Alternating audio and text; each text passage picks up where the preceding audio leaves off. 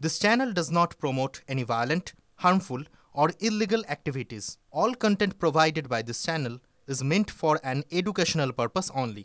MDH chana masala এখন ছোলা হোক বা বরবটি দানা, সাদা চানা হোক বা কালো, সব রান্নাই হবে অসাধারণ। আরো একটা গুরুত্বপূর্ণ খবর এই মুহূর্তে আমরা ব্রেক করব আপনাদের সামনে।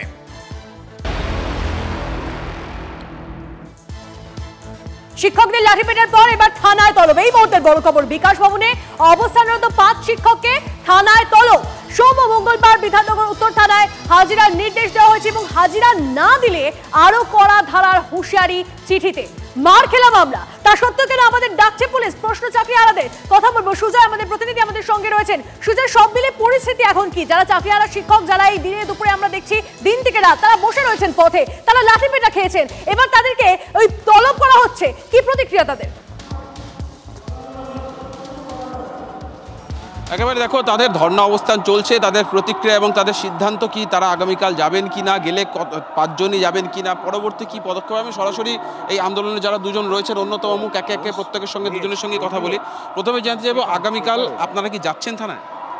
আমাদের আজকে লয়ারের সঙ্গে মিটিং আছে, লয়ার যা লিগ্যাল অ্যাডভাইস দেবেন আমরা সেই অনুযায়ী যাব। আমরা তো এত আইন টাইন বুঝি না, বিভিন্ন ধারা টারা তো আছে ওখানে, তো লয়ার যদি যেতে বলেন তাহলে যাওয়া হবে, লয়ার যদি অন্যভাবে মুভ করার কথা বলেন তাহলে করা হবে, লয়ার যা বলবে সেই অনুযায়ী হবে। যাওয়ার বিষয়ে আইনজীবী ছাড়াও আপনারা নিজেদের শিক্ষকদের মধ্যে নিজেদের কোনো পরামর্শ বা মিটিং কিছু হবে কি যাওয়ার ব্যাপারে? শিক্ষকদের মত কি? আমরা তো আলোচনা করবই। দেখুন, যে ব্যাপারটা হয়েছে সেটা মোটেও কাম্য নয়। এরকমভাবে টিচারদেরকে নামে এফআইআর করা এবং যে অ্যালিগেশনগুলো দেওয়া হচ্ছে, এমন কিছু গুরুতর কিছু ঘটেছে বলে আমরা জানি না। কারণ জানি না কোটি কোটি টাকার কোথায় সম্পত্তি ধ্বংস হয়েছে বা কাকে আমরা আঘাত করেছি, তার মানে সে হসপিটালাইজড হয়ে গেছে, তার এমনকি ক্যাজুয়ালিটিস হয়ে গেছে, বিশাল কিছু এমন কিছু হয়নি। তো যাই হোক, তারা তাদের মতো করে দিয়েছে। আমরা লয়ারদের সঙ্গে আলোচনা করব, নিজেদের মধ্যেও আলোচনা করব। যদি যেতেও হয় বা কোনো কিছু পদক্ষেপ নিতে হয়, এই 19,000 জন একসাথেই আছে। একেবারে শুনলে তাদের বক্তব্য, আমি ছবিটা দেখাতে বলবো। তাদের সেই ধর্ণা অবস্থান এখনো চলছে, একদম তারা ধর্ণা অবস্থান করছেন। সুজয়, তুমি আমাদের সঙ্গে থাকো। শশী পাঁজা তিনি কি বক্তব্য বলেছেন শোনাবো। দেখুন, আমার আলাদা এই বিষয়গুলো নিয়ে মন্তব্য নেই। পুলিশ কালকে প্রেস কনফারেন্সও করেছে এবং সমস্ত সেই ঘটনাগুলো আপনাদেরকে জানিয়েছে এবং তারা যে পদক্ষেপ নিচ্ছে আমরা সেটা দেখছি। আলাদা আমার এই বিষয় নিয়ে কোনো মন্তব্য নেই। দিদির কথার উপর আস্থা এবং ভরসা রাখা উচিত, কোনো রাজনৈতিক উদ্দেশ্য থাকা উচিত নয়।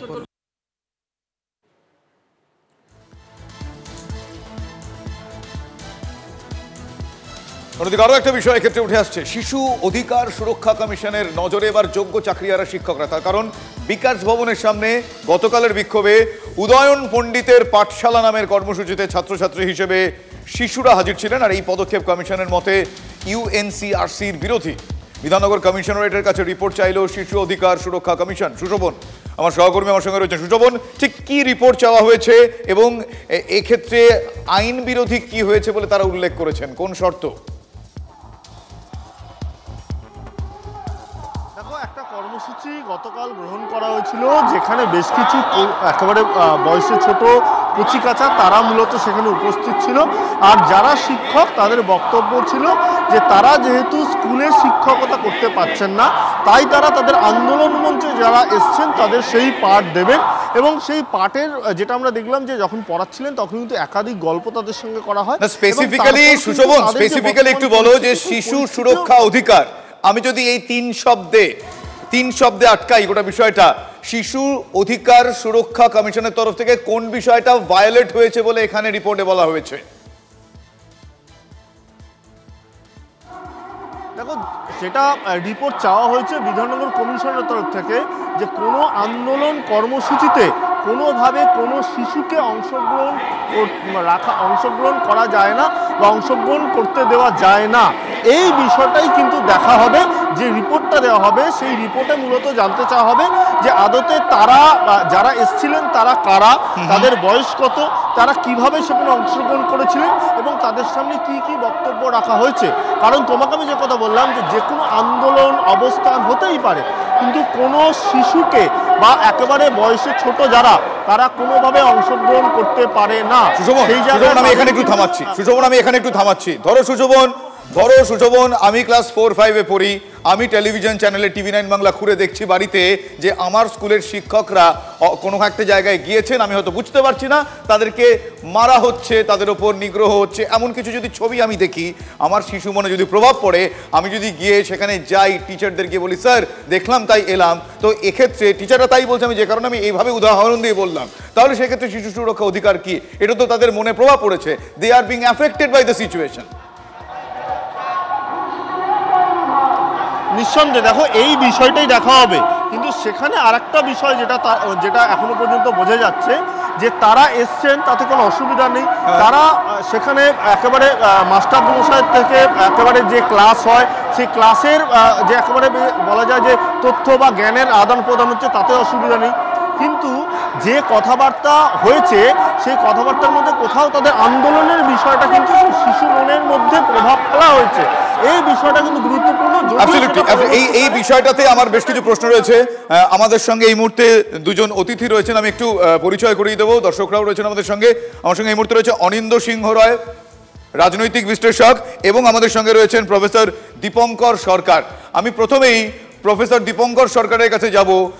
আজকে এই বিষয় থেকে শিশু সুরক্ষা কমিশন তাদের একটা রিপোর্ট আপনি নিশ্চয়ই শুনলেন, আমি জাস্ট আপনি বিষয়টা কিভাবে দেখছেন একটু জানতে চাই। কোনো শিশুরা তারা টেলিভিশন চ্যানেলে দেখেছেন তাদের শিক্ষকরা কোনো একটা কারণে কোনো একটা অস্বস্তিকর পরিস্থিতির মধ্যে রয়েছেন, তারা সেটা সলিডারিটি জানিয়েছেন, তারা গিয়ে স্লোগানিং করেছেন, এমনটা নয়। এক্ষেত্রে এই সিচুয়েশনটা কিভাবে ট্রিটেড হয়েছে আপনার কি মনে হয়? দেখুন, এই যে বিষয়টা সত্যি সত্যি তো শিশুদের কোনো আন্দোলনে নিয়ে যাওয়া যায় না, এটা যেমন একটা আইনগত বিষয় আছে, আরেকটা বিষয়ও আছে যে আমি হয়তো শিক্ষক, আমার বাড়িতে একটা 4 বছরের সন্তান আছে, কারণ ওখানে যারা যোগ্য চাকরিহারা তাদের মধ্যে অনেকেই তো বাবা মা, তাদেরই তো সন্তান আছে, তারা সন্তানরাও তো ওই আজকে বাবা রাস্তায় শুয়ে আছে, মা এসেছেন, সেই সন্তানটা তো তাদের সাথেই আছে, সেও তো সেই আন্দোলনের সামিল হচ্ছে বা সেও চেয়ারে বসে আছে, তাই তো সেটা তো আন্দোলনের পরিভাষা নয়, কারণ সে তো ওখানে তার বাবা মার জীবন জীবিকার সাথেই সম্পৃক্ত, সে সেইভাবেই গেছে। এবার এ হচ্ছে ফার্স্ট দৃষ্টিভঙ্গি। দ্বিতীয় হচ্ছে কি যে কোনো শিশু একা ওখানে যায়নি, এটা তো শিওর, আপনিও জানেন 5 বছর 6 বছর 7 বছর কোনো বাচ্চা ওখানে কারো না কারো গার্জেনের সাথে গেছে, এবং সেই গার্জেন যদি চাকরিজীবী, চাকরিচ্যুত বা চাকরি হারা বা যোগ্য চাকরি যার ছিল তার চাকরি কেড়ে নেওয়া, সে যদি যায় তার সাথে যায়, তাহলে এর সাথে অনৈতিকতা কোথায় আছে? দ্বিতীয় যে বিষয়টা আছে, দেখুন বিধাননগর থানা কি করতে পারে না করতে পারে, আমি আমার জীবনের রাজনৈতিক অভিজ্ঞতায় জানি। আমি এই শিক্ষক আন্দোলন করতে গিয়ে, অধ্যাপকদের আন্দোলন করতে গিয়ে আমি বিধাননগর থানায় অ্যারেস্ট হয়ে গেছি, এবং থানায় গেলে তারা যে কি ব্যবহার করে, তারা যে বেশ, আমরা কথা বলবো, অতিথিরা আমাদের সঙ্গে রয়েছে, আমরা এই মুহূর্তে শুনে নেব চাকরিহারা শিক্ষক চিন্ময় মণ্ডল তার বক্তব্য কি নিয়ে। একদমই নয়, আমরা আন্দোলনের নামে শিশুদের ব্যবহার করছি এরকমটা নয়, তারা নিজেদের মতো করে এসেছে, তাদের শিক্ষক শিক্ষিকারা তাদের প্রতি সমব্যথী, কারণ আমরা আমাদের স্কুলেও যারা রয়েছে সেখানেও দেখছি তারা কিন্তু নিজেরাই ফোন করছে, নিজেরাই বলছে যে স্যার আমরা আছি, এরকমভাবে আপনাকে কেন মারবে, তারা তো আর এত বোঝে না, তারা বলছে স্যার আপনাকে মারবে কেন, ওইদেরকে কেন মারবে, এরকমভাবেই তারা বলছে তাই এরকমটা ঠিক নয়, যদি বলেন স্যার আমরা যাব, কিন্তু আমরা কখনোই বলিনি আন্দোলনের সামিল। রিপোর্ট চেয়েছে, তারা রিপোর্ট দেবেন, আমরা আমাদের মতো করে তার কথা বলবো, আমাদের কথাগুলো। বেশ, এই বিষয়টা আরো একবার আসি। তনিষ্ঠা, আমাদের সঙ্গে রয়েছেন অনিন্দ সিংহ রায়, রাজনৈতিক বিশ্লেষক। অনিন্দবাবু, আমি এই বিষয়টা নিয়ে আপনাকে একটা প্রশ্ন করতে চাই, সেটা হচ্ছে এই যে উদয়ন পণ্ডিতের পাঠশালা নামের কর্মসূচিতে ছাত্রছাত্রী হিসেবে শিশুরা ছিলেন, উদয়ন পণ্ডিতের পাঠশালা কেন ব্যবহার করা হচ্ছে প্রত্যেক বাঙালি জানেন, নতুন করে জানার অপেক্ষা নেই। তাহলে কি এই যে রিপোর্ট ইত্যাদি নানাবিধ বিষয়ে শিশু সুরক্ষার কথা বলা হচ্ছে, তাহলে কি সত্যি ওই দড়ি ধরে মারো টান রাজা হবে খান খান উদয়ন পণ্ডিত বলেছিলেন, সেই দড়িতে কি টান পড়েছে বলে এহেন টান টান উত্তেজনার সিচুয়েশন? না, দেখুন ব্যাপারটা এইরকম নয়। আপনারা এতক্ষণ বলছিলেন, দীপঙ্কর বাবু আপনারাও বলছিলেন শিশুরা তাদের টিচারকে দেখতে আসেননি, তাদের হাতে একটা প্ল্যাকার্ড দিয়ে দেওয়া হয়েছে, আকস্মিক তারা দেখতে আসেনি, ওই প্ল্যাকার্ড গুলো আগে থেকে তৈরি করে প্রিন্ট করা হয়েছে, করে তাদেরকে ওখানে ইউজ করার জন্য আনা হয়েছে, ওই প্ল্যাকার্ড গুলো হাতে দিয়ে দিয়েছে ছোট ছোট শিশুগুলোকে, যারা কিছু বোঝে না, তারা টিচারের সঙ্গে দেখা করতে আসেনি। জাস্টিস ফর তিলোত্তমা, আমি আপনাকে থামিয়ে বলছি, জাস্টিস ফর তিলোত্তমার ক্ষেত্রেও দেখতে পাওয়া গিয়েছিল, আমি এক শিশুর বাবা হয়ে বলছি, বাচ্চারা কিছু বুঝতে না পেরেও তাদের পাশের কেউ বা কারো দিদি, কারো পিসি বা কারো বোন, সে এরকম ঘটনা ঘটেছে, তারা প্ল্যাকার্ড নিয়ে নেমেছিল। ফলে প্ল্যাকার্ড দিয়ে কি এই বিষয়টা ওভাবে সরলীকরণ করা যায় আপনার মনে হয়? আমাদের দেশে আইনটা আছে সেটা আগে নাকি আপনার যেটা মনে হচ্ছে সেটা আগে? না, প্ল্যাকার্ডকে তাহলে কেন মোটিভ বানাচ্ছেন? আমি বলছি বলুন। শিশু, আপনারা এতক্ষণ বলছিলেন শিশুরা শিক্ষকের সঙ্গে দেখা করতে এসছে, প্রসঙ্গ তো সেটা নয়, এটা পূর্ব পরিকল্পিত। কারণ ওই প্ল্যাকার্ড তৈরি করতে হয়, প্রিন্ট নিতে হয়। প্ল্যাকার্ডে কি লেখা ছিল? প্ল্যাকার্ডে কি লেখা ছিল? প্ল্যাকার্ডে কি লেখা ছিল? প্ল্যাকার্ডে কি লেখা ছিল? প্ল্যাকার্ডে কি লেখা ছিল? আপনার চ্যানেল তো দেখাচ্ছে প্ল্যাকার্ডে কি লেখা ছিল। আপনি তো দেখেছেন প্ল্যাকার্ডে কি লেখা ছিল? আমি নিশ্চয়ই, আমি ধরে নিলাম তার বাড়ির লোকজন সেই প্ল্যাকার্ড তার হাতে দিয়েছে, ওই শিশু তা নিয়ে গেছে। তাহলে আপনি অপরাধ হিসেবে কোন বিষয়টা হাইলাইট করতে চাইছেন আমি জানতে চাইছি, জানি না বলে। আমি বলছি আপনাকে, এইভাবে শিশুদের এখানে আনার কোনো অধিকার নেই, ওদেরকে ইউজ করা হচ্ছে। আর রইল আপনার এই যারা টিচাররা তারা আন্দোলন করছেন, আমার একটা প্রশ্ন রয়েছে যে আপনি কেন বলছেন যে ওদেরকে ইউজ করা হচ্ছে? শিশুদের তাদেরকে নিজেদের মন থেকেই প্রশ্ন করতে পারে না যে আমাদের শিক্ষকরা, আমাদের টিচাররা যারা এতদিন ধরে আমাদের পড়িয়ে আসে, তারা হঠাৎ করে স্কুলে নয় কেন, তারা হঠাৎ করে রাস্তায় বসে আছে কেন, এই পরিস্থিতি কেন? এটা কি তাদের মনে প্রশ্ন আসতে পারে না? প্রথমত আপনার বলে দিই, তারা এখন স্কুলে নয় কেন, কারণ স্কুলে তারা নয় এই কারণে গরমের ছুটি পড়ে গেছে, এক।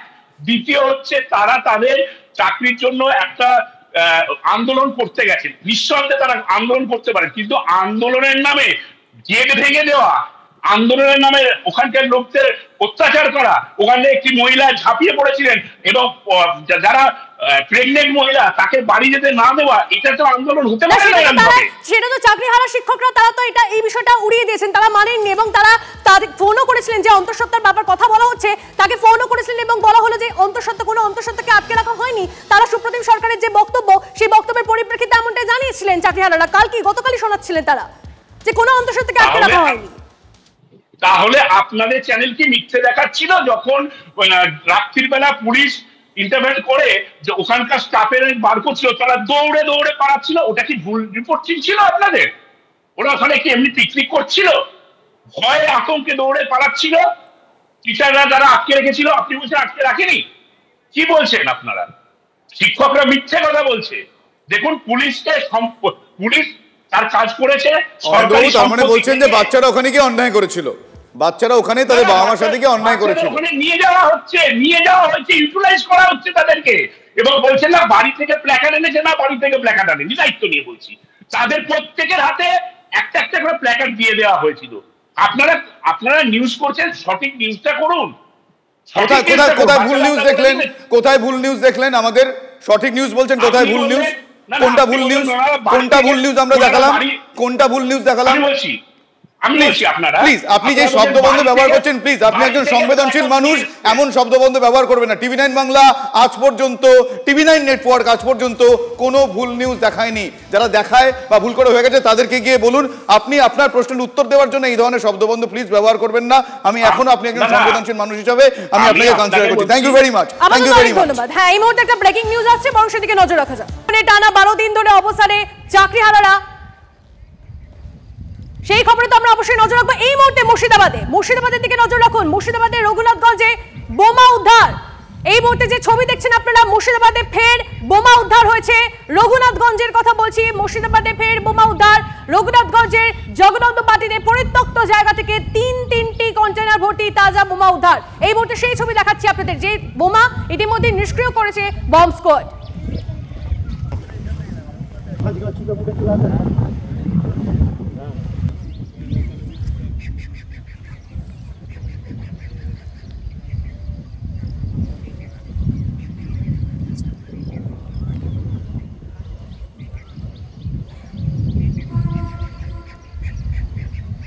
কে বা কারা কিসের উদ্দেশ্যে বোমাগুলি মজুত করেছিল তদন্ত করছে পুলিশ। এর মধ্যে নিষ্ক্রিয় করা হয়েছে সেই বোমাগুলি। মুর্শিদাবাদে ফের বোমা উদ্ধার। রঘুনাথগঞ্জের ছবি দেখুন।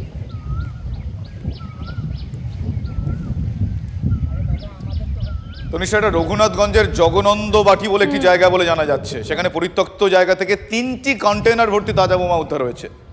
বম্ব স্কোয়াড নিষ্ক্রিয় করেছে। তবে তুমি যেটা বললে সেটাই অত্যন্ত গুরুত্বপূর্ণ প্রশ্ন, যে কে বা কারা কিসের উদ্দেশ্যে বোমা মজুত করে রেখে গিয়েছিল বোমা ডিফিউজের সময়।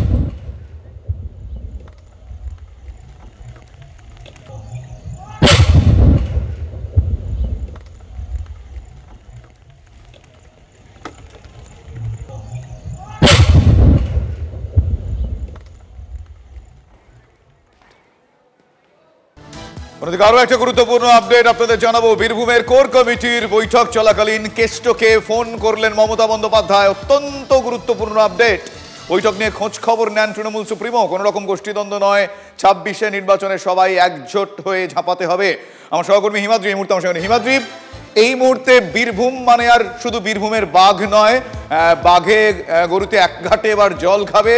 তাই আজকে কোর কমিটি বীরভূমের সব, কিন্তু সুপ্রিমোর কেষ্টকে ফোন করা কোন বার্তা দিচ্ছে? ফলে কেষ্ট কি এক্স ফ্যাক্টরি আছে বিরাজমান?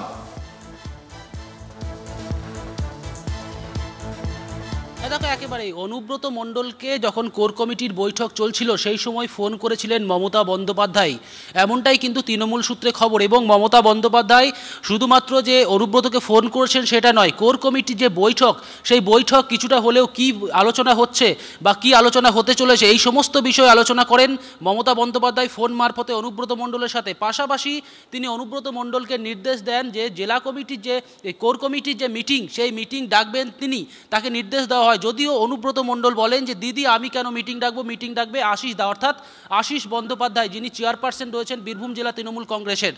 এমনই কিন্তু বাক্যালাপ হয়েছে। এছাড়াও এই যে গোষ্ঠীদ্বন্দ্ব জেলাতে বারবার উঠে এসে অনুব্রত মণ্ডল, কাজল শেখ, বিভিন্ন গোষ্ঠী, এই যে দুই গোষ্ঠীর মধ্যে যাতে কোনো রকম গোষ্ঠীদ্বন্দ্ব এখন আর না থাকে, এখন একটাই টার্গেট 26শে বিধানসভা নির্বাচন। এবং বৈঠক শেষে কাজল শেখ, আশিস বন্দ্যোপাধ্যায় তাদের প্রত্যেকের মুখে কিন্তু একই কথা শোনা গেল যে কোনো রকম কোনো গোষ্ঠীদ্বন্দ্ব নয়, একসাথে কাজ করতে হবে এবং একসাথে চলবো, এই বার্তাই কিন্তু তাদের প্রত্যেকের মুখে দেখা গেল।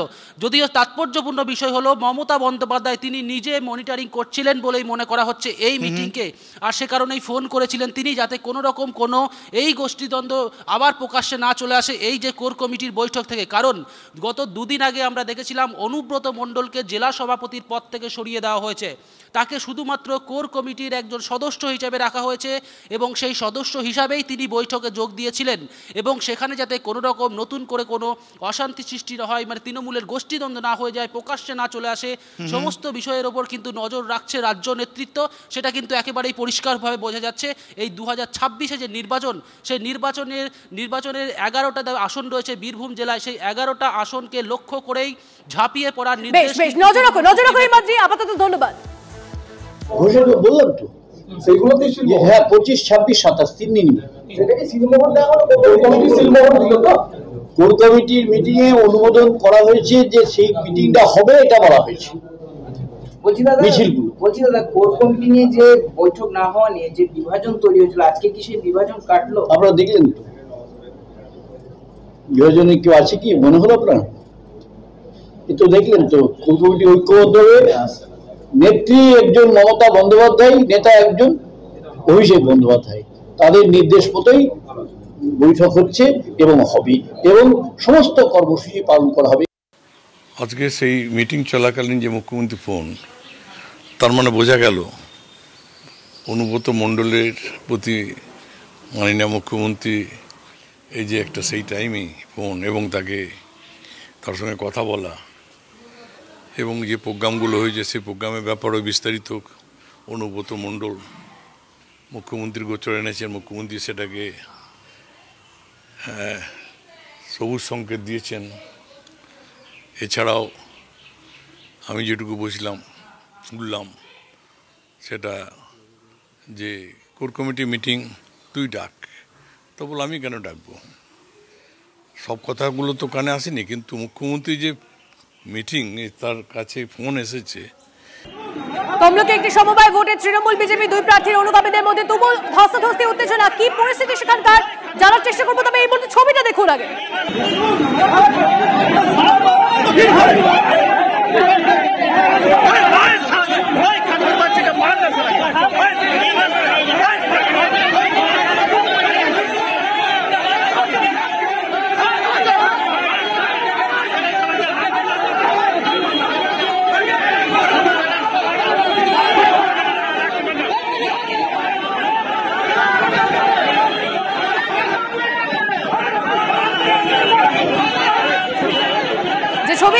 দেখছেন সমবায় ভোট, আর সেই সমবায় ভোট ঘিরে হাতাহাতি, ধস্তাধস্তি, উত্তেজনা পরিস্থিতি, ধুন্ধুমার পরিস্থিতি। ঘটনাস্থলে তমলুক থানার পুলিশ গোটা পরিস্থিতি নিয়ন্ত্রণে আনার চেষ্টা। এই মুহূর্তে যে ছবি দেখছেন, তৃণমূল বিজেপি দুই প্রার্থীর মধ্যে তুমুল বচসা এবং ধাক্কাধাক্কি। কথা বলবো আমাদের প্রতিনিধি হিমাদ্রি আমাদের সঙ্গে রয়েছেন। হিমাদ্রি, কি চলছে এখন? কনিষ্ক রয়েছেন আমাদের সঙ্গে। কনিষ্ক, কি চলছে এখন সেখানে? দেখো, এখনো এই কোঅপারেটিভ নির্বাচনকে কেন্দ্র করে সকাল থেকে যে টানটান উত্তেজনা ছিল, এখনো সেই উত্তেজনা অব্যাহত। যদিও বিজেপির যে অভিযোগ ছিল, অর্থাৎ তৃণমূল সমর্থিত যেসব সমবায়ীরা এই ভেতরে ভোট কেন্দ্রের ভেতরে রয়েছেন, তারা ভোটারদেরকে প্রভাবিত করছেন। আর এই প্রভাবিত করার জেরেই রীতিমতো সেই প্রার্থীদেরকে বের করে দেওয়া নিয়ে বচসা শুরু হয়। আর বচসার জেরে বিজেপি এবং তৃণমূল যে সমবায়ীদের মধ্যে রীতিমতো হাতাহাতি হয় এবং সমগ্র ঘটনাকে কেন্দ্র করে পুলিশ এবং র্যাব তারা এলাকায় এসে পরিস্থিতি আয়ত্তে এনেছে। যদিও নির্বাচনী ফলাফল শেষ মুহূর্তে পর্যন্ত এই যে উত্তেজনা পরিস্থিতি বা বিজেপি তৃণমূলের মধ্যে একে অপরের যে দোষারোপের পালা, সেটা কোথায় গিয়ে থাকে সেটাই এখন দেখার বিষয়। নজর রাখুন কনিষ্ক, ধন্যবাদ। তমলুকের ছবিটা আমরা দেখছিলাম। তমলুকের পাশাপাশি তনিষ্ঠা এবার কলকাতাতেও কিন্তু সিচুয়েশন প্রায় একই। তার কারণ কলকাতা পুরসভার সমবায় সমিতির বৈঠকেও উত্তেজনার পরিস্থিতি। ধাক্কা দিয়ে নির্বাচনী কেন্দ্র থেকে বের করে দেওয়া হলো বাম মনোনীত প্রার্থীদের। ধাক্কা দিয়ে বাম মনোনীত প্রার্থীদের বের করে দেওয়া হয়েছে, অভিযোগ এমনটাই। এবং অভিযোগের আঙুল এক্ষেত্রে শাসক শিবিরের দিকে। এই মুহূর্তে দুটো আলাদা আলাদা ভিজুয়ালস আপনারা দেখছেন টিভি9 বাংলার পর্দায়। একদিকে কলকাতা, অন্যদিকে তমলুক।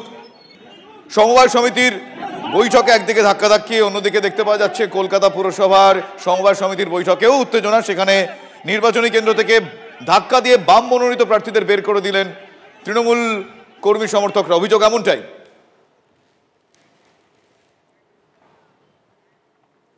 কর্পোরেশনের অভ্যন্তরে যে কর্মচারীরা এই সোসাইটির সদস্য, ভোটটা হচ্ছে তাদের।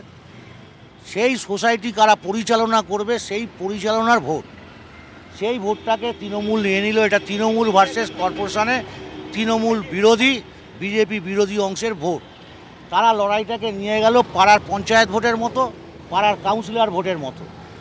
বিগত দিন থেকে হওয়া থেকে আমরা মার খেয়েছি। এখানে যারা আমাদের মহিলা প্রতিনিধিরা আছে, তারা পর্যন্ত 3 দিন ধরে নমিনেশন দিতে পারেনি, মার খেয়েছে, ধাক্কাধাক্কি খেয়েছে।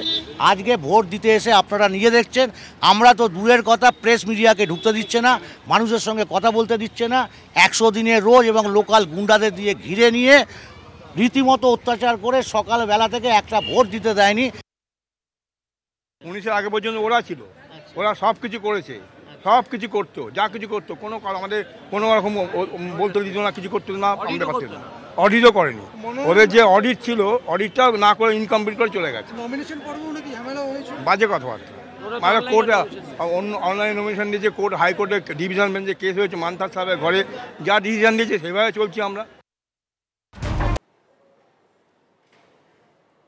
এই মুহূর্তে যে ছবি আপনারা দেখছেন, কলেজ স্কোয়ারের ছবি। কলেজ স্কোয়ারের চাকরি চেয়ে ফের পথে চাকরি প্রার্থীরা। এই মুহূর্তে যে ছবি আপনাদেরকে দেখাচ্ছি, কলেজ স্কোয়ারের ছবি এই মুহূর্তে আপনাদেরকে দেখাচ্ছি। যে ছবি দেখছেন আপনারা, কলেজ স্কোয়ারে চাকরি প্রার্থীরা তারা গিয়ে পৌঁছেছেন। 2022 টেট উত্তীর্ণ তাদের বিক্ষোভ। কোর্টের রায় আজ 3 দিন আমরা জানি। আজকে শেষ দিন তারা আরও একটা অভিনব পদ্ধতি নিচ্ছেন। তারা মুখে কালি মেখে, রং মেখে আজকে তারা তাদের বিক্ষোভ প্রদর্শন করছেন। সেই ছবি দেখছি। দফা 1, দাবি 1, 22 স্টেট নিয়োগ পাক। তাদের প্ল্যাকার্ডে তাই লেখা আছে। মুখে কালি মেখে তাদের এই প্রতিবাদ। আজকে তাদের এই অবস্থান প্রতিবাদ কর্মসূচির 3য় তথা শেষ দিন আমরা জানি। মুখে কালি মেখে তারা প্রতিবাদ জানাচ্ছেন এবং সেই পথে চাকরি চেয়ে তারা বসে রয়েছেন। কলেজ স্কোয়ারের ছবি এই মুহূর্তে আপনারা দেখছেন।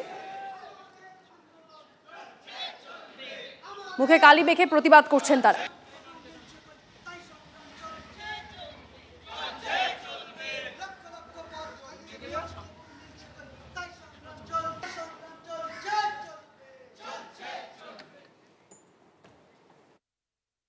পাক সংঘাতের আবহ, দেশের নানা গোপন তথ্য ইসলামাবাদে পাচারের অভিযোগ, গুপ্তচর বৃত্তির অভিযোগে গ্রেপ্তার ইউটিউবার জ্যোতি মালহোত্রা। আইএসআই এজেন্টের সঙ্গেও ছিল যোগাযোগ।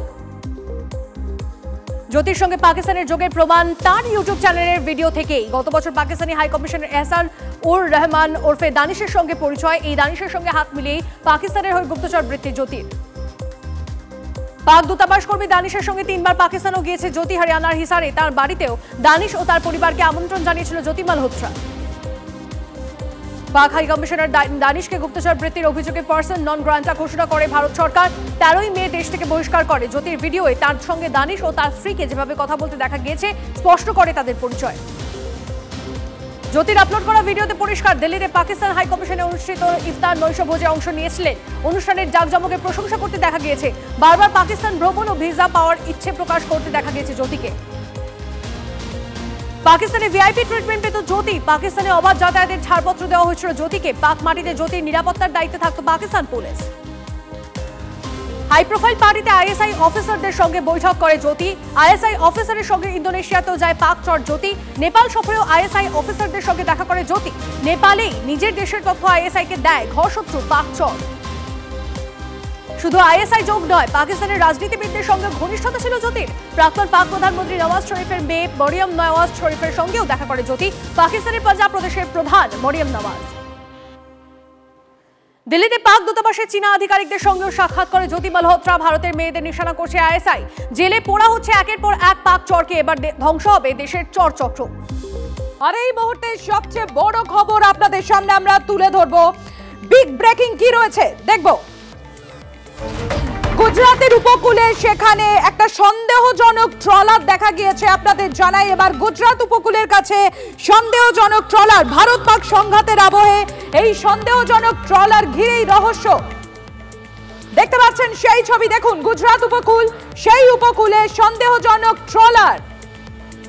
তন্ময় প্রামাণিক রয়েছেন আমাদের সঙ্গে, আমরা সরাসরি চলে যাবো তন্ময়ের কাছে। তন্ময়, এর আগে আমরা দেখেছি যখন ভারত পাকিস্তান এই টেনশন চলছে, সেই টেনশনের মধ্যে কিন্তু পাকিস্তানের তরফ থেকে একাধিক যে ড্রোন মিসাইল হামলার টার্গেট করা হয়েছিল, গুজরাট কিন্তু অন্যতম একটা টার্গেট ছিল। আর সেই সিজফায়ারের পর এবার আমরা দেখছি উপকূলে এই সন্দেহজনক ট্রলার। দেখো একেবারেই তুমি যেভাবেই ব্যাখ্যা করো না কেন, গুজরাট, রাজস্থান, পাঞ্জাব এবং কাশ্মীর, এই তো চার যে একদম সমুদ্রের ধার ধরে একেবারে পাকিস্তান সীমান্তে যে রাজ্যগুলো রয়েছে সেই রাজ্যের বিভিন্ন অংশ টার্গেট ছিল।